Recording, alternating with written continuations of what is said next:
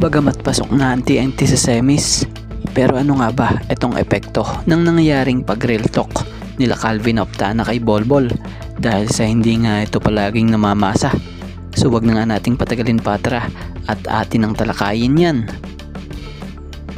So pasok na sa semifinals ng PBA Commissioner's Cup ang TNT matapos talunin ng NLEX sa quarterfinals, kung saan pinangunahan nga ang kanilang naging huling laro versus NLEX sa quarterfinals nitong TNT import na si Bol na kumamada ng 35 points, 13 rebounds at 2 blocks, kung saan sinundan nito ng 21 points at 6 rebounds nitong si Roger Pugoy. So alam nyo bang bago pala tumungtong ng semis ang TNT, ay di umano'y ayon nga sa ilang nabasa nating pahayag nitong si Calvin Oftana, ang isa sa key player din ng TNT ay nagkaroon pala rin sila ng open forum kung saan nag-usap umano raw sila as a team. Walang viewing, wala nga raw lahat.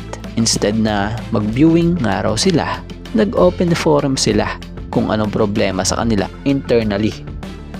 So batay kay Calvin, in-open up nga raw nila kung ano yung problema kay Bolbol, yung pananaw niya sa team, kung gusto ba raw sila nitong si Bol sa team or kung gusto ba raw nila si Bol sa team, mga ganong bagay nga raw. So yun nga, in-open nga raw nila yung saloobin nila kay Bol, at ang maganda naman raw rito kay Bol, in-accept nga raw nito as a brother. So doon nga raw sila nagkasundo lahat. Sinabi lang nga raw nilang, Bol, kailangan mo ipasa rin minsan. So sinabi nga raw talaga nila, kasi sabi nga raw din ni Coach Chot kay Bol, you need to trust these locals. So kagandahan din dito kay Calvin Oftana nga alam nila na talagang kailangan na rin talaga nilang malinawan itong si Bol sa lahat. Lalo't mas matindi na nga ang laban dito sa tulad ng semis at kung makakaabante sila dito sa finals. So ayaw rin naman nga raw nilang umalis si Bol ng ganun lang.